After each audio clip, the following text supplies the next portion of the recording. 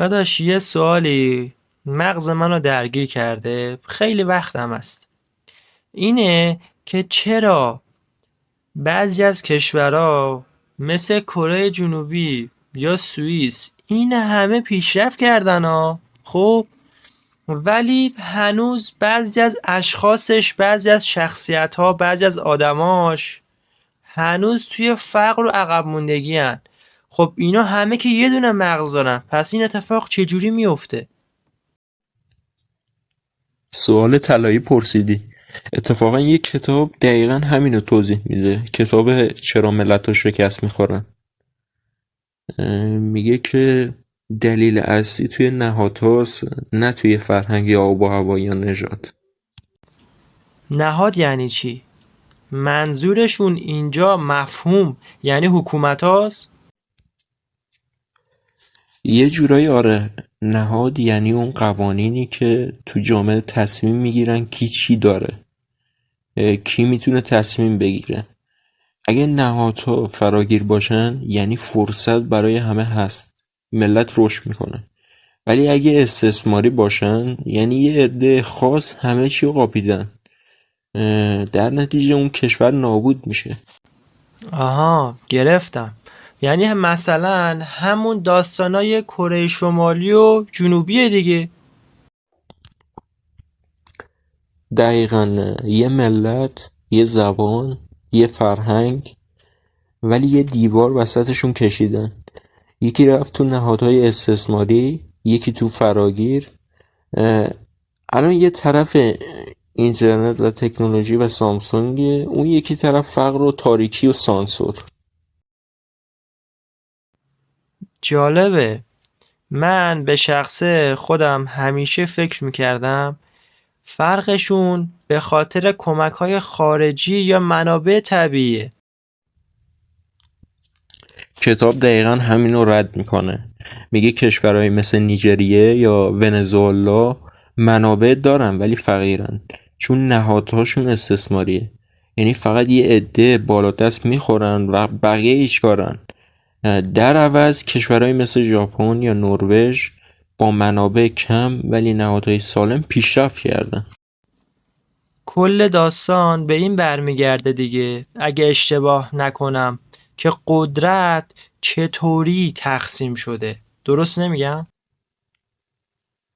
آره دقیقا. نه.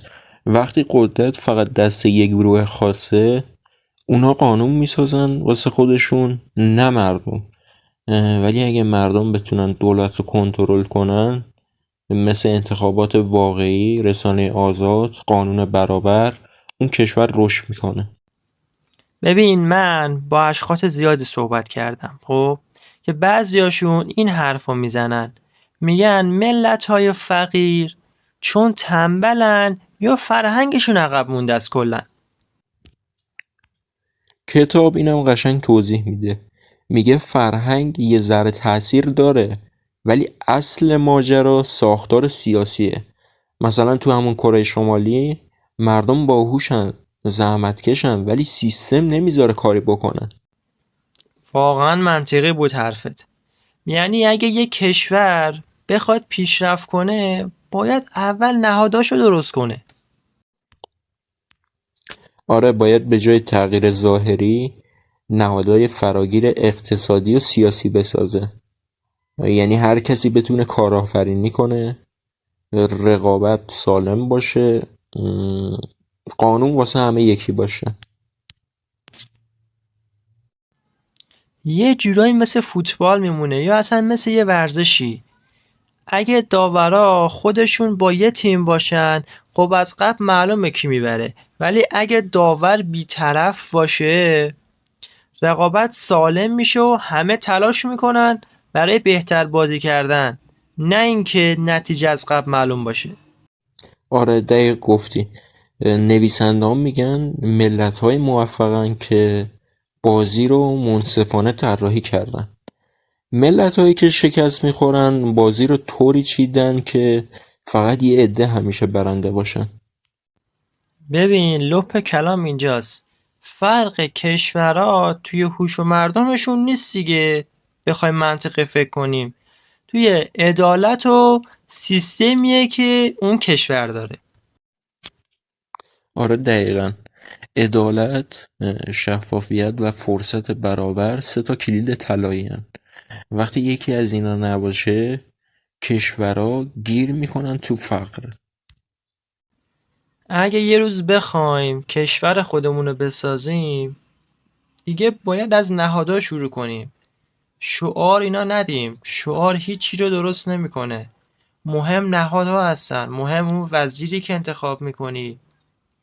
مهم اون اشخاصی هستن، معاونایی که انتخاب میکنی. اونا خیلی مهمن توی انتخاب نهاد و اینه که یک کشور قدرتمند میکنه. عجب کتابیه. یعنی واقعا جواب یکی از بزرگترین سوالای تاریخ رو داده و این خیلی ارزشمنده. آره و مهمتر از همه این که امید میده. چون میگه هیچ کشوری محکوم به شکست نیست، فقط باید سیستمش رو درست طراحی کنه. باز اومدیم جلو و مغز من درگیرتر شد. ببین اگه ملت ها بفهمن که سیستم استثماریه، چرا هیچ وقت واقعا عوضش نمیکنن؟ دلیلش چیه؟ چرا نسل به نسل باز همون سیستم رو تکرار میکنن؟ آخه ساختار قدرت خودش رو طوری طراحی میکنه که بقا داشته باشه.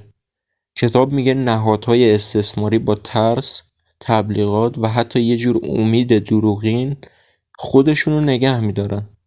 یعنی همون سیستمی که باعث فقره خودش رو ناجی فقر هم جا میزنه. ببین چی شده پس.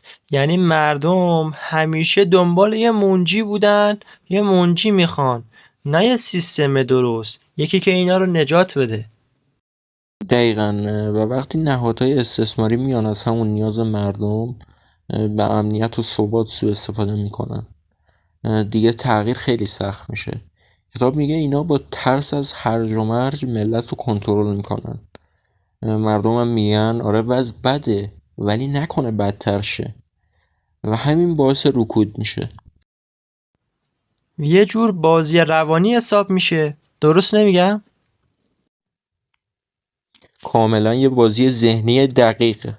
تو کشورهای استثماری حاکما یاد گرفتن چطور مردم رو بین ناامیدی و ترس نگه دارن تا کسی دنبال تغییر واقعی نره. ولی این وسط نقش آموزش خیلی مهمتر میشه دیگه. درست نمیگم؟ چون خب اگه آموزش درست نباشه مثلا چیزی معنی نداره. آره دقیقا اون چیزیه که این نهادها زیاد ازش میترسن. چون آموزش یعنی آگاهی و آگاهی یعنی مردم سوال بپرسن. یعنی ساختار باید جواب بده. برای همینه که تو سیستم‌های بسته آموزش سطحی و جهت داره. فقط یاد میدن حفظ کنی نه فکر کنی. آها، حالا بگو دارن چه کار میکنن با مردم. اینا میخوان مردم دانشو داشته باشن ولی اون آگاهیه رو نه. اون آگاهیه رو اگه داشته باشن مردم، چه اتفاقاتی که نمیفته. درست گفتی. آگاهی فرق داره با سواد. ملت‌های با سواد زیادن ولی ملت‌های آگاه انگشت شمارن. کتاب میگه هر وقت ملت‌ها یاد گرفتن بین قانون و عدالت فرق بذارن، تازه اون موقع رشد شروع میشه. عجب جمله‌ای بود. ممکنه یک کشور پر از قانون باشه ولی عدالتی توش اجرا نشه. آره مثل خیلی از کشورهاییه که همه چیزشون روی کاغذ درسته. یعنی انتخابات دارن، پارلمان دارن ولی قدرت هنوز متمرکزه. کتاب میگه این نهادهای ظاهرا فراگیر هستن اما در باطن همون استثمار ادامه داره. خطرناکترین نوع استثمار همونیه که خودشو دموکراتیک نشون میده. درسته؟ آره داداش، اون موقع مردم حس میکنن آزادن. ولی در واقع دارن تو قفس شیشه‌ای نفس میکشن.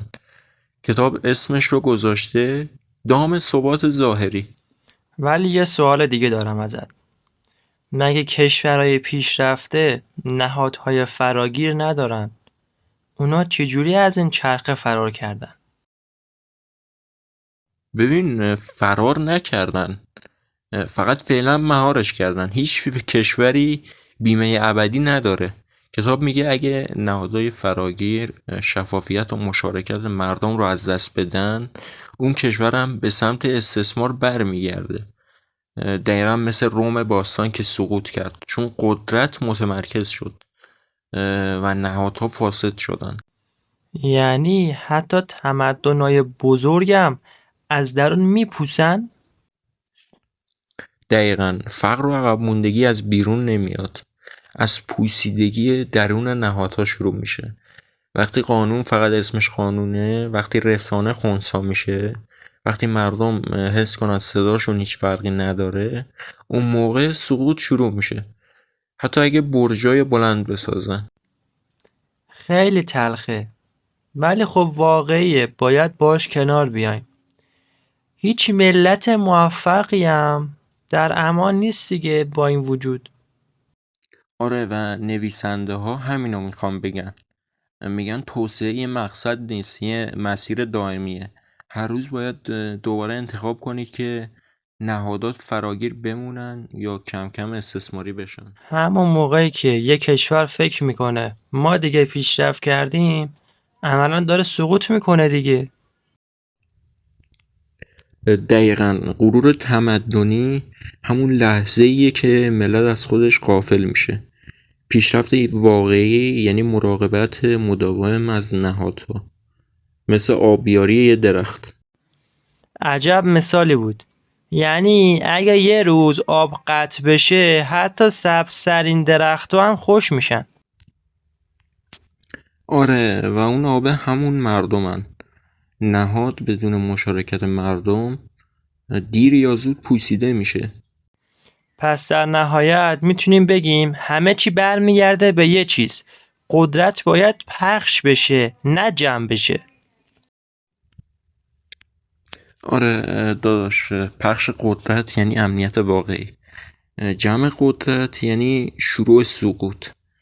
و ملت ها یا اینو زود میفهمن و رشد میکنن یا دیر میفهمن و تاریخ براشون تصمیم میگیره. میدونی چیه؟ هرچی بیشتر فکر میکنم حس میکنم مشکل فقط نهاد نیست، خود آدمه. یعنی حتی اگه نهاد درست بسازی، باز یه عده پیدا میشن بخوان سوء استفاده کنن ازش. آره، اینم همون چیزیه که کتاب بین سطرهاش میگه. میگه نهادها خودشون از آدما میان، نه برعکس. یعنی اگه انسان طمعکار، قدرت طلب یا بی‌تفاوت باشه، هر سیستمی رو فاسد میکنه، حتی بهترینش رو. شاید ملت‌ها شکست میخورن چون مردمشون یاد نمیگیرن مسئولیت داشته باشن.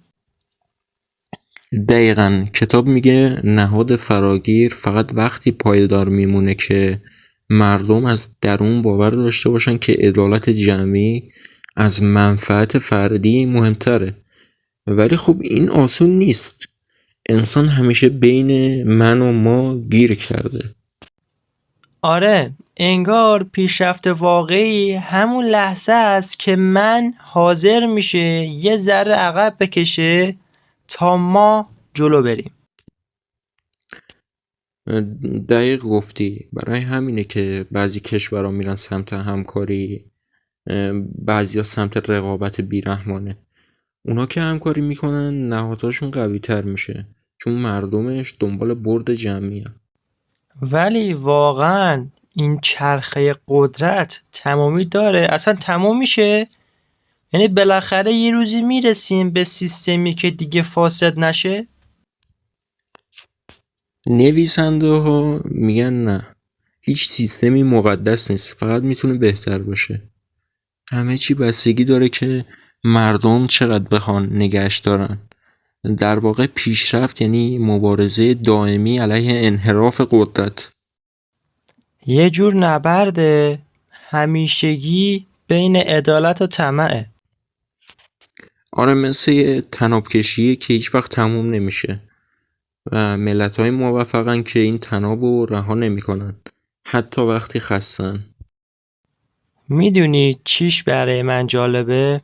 ما همیشه دنبال یه قهرمانیم، ولی شاید اون قهرمان واقعی یه ملت همون مردماشن که هر روز با سکوت و آگاهی جلوی فساد رو میگیرن. دقیقاً. قهرمان واقعی کسیه که به جای فریاد بیداری پخش میکنه و این همون چیزیه که ملت‌ها رو نجات میده. میگه که بیداری آرام، نه شور کوتاه مدت. حرف قشنگیه. انگار پیشرفت نه یه انقلاب بزرگه، بلکه هزاران تغییر کوچیکه که توی ذهن مردم اتفاق میفته و جرقه میزنه. درست گفتی داداش. یه ملت وقتی میمیره که مردمش دیگه سوال نپرسن و وقتی دوباره زنده میشه که حتی یه نفر بگه چرا اینطوریه. چون همه چیز از انسان شروع میشه و به انسان ختم میشه. هم نهادها، هم فقر، هم شکوه. آخرش این ماییم که تصمیم میگیریم بازنده باشیم یا سازنده.